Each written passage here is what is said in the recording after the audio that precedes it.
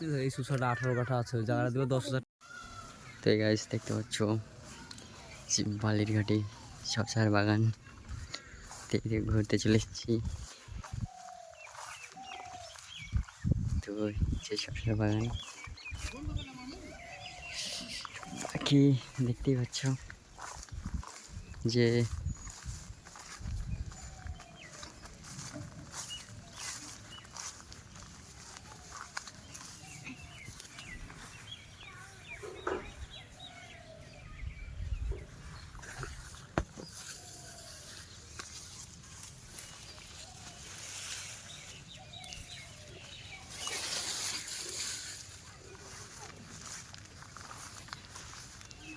লতা চিমসে গেছে তো এখন ছিটছে না।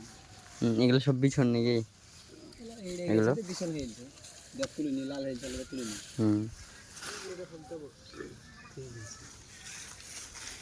ওখানে কাজ না, বিছন হবে তোমার বড় বড়। মামা কি বাড়েছো? মামা একটা ভালো সুসাতে খাবো। ধারে তুলে দেখতে দেখতে পাবো ভালো, ওই ধারে পাবো। যাও যাও পাটা আছে ফুল।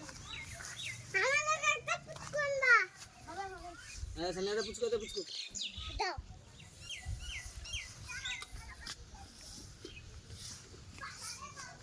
তো গাইস দেখতে পাচ্ছ শশার পাশে সে কি বলে যেন, এটা কিসের,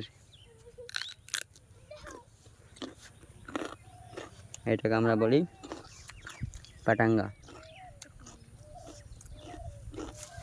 এলা ফেটাঙ্গা নাকি? তো দেখতে পাচ্ছ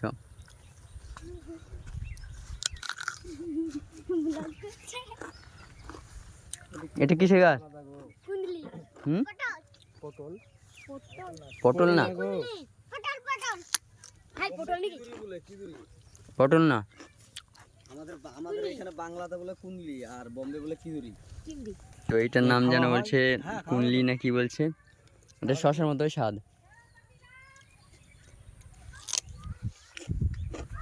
অবশ্যই সুসার মতো নেই। সুসার মতো নেই। আমি কেরালাতে খাই যাই। রান্না ভাজি করতে হবে শুধু, ভাজি ভালো শুধু। এই সুসাটা 18 কাঠা আছে, ওই জায়গাটা দিবে 10,000 টাকা নেবে খালি সুসা করার লেগে, 2 মাসের লেগে। 10,000? 18 কাঠা ভাই এখানে।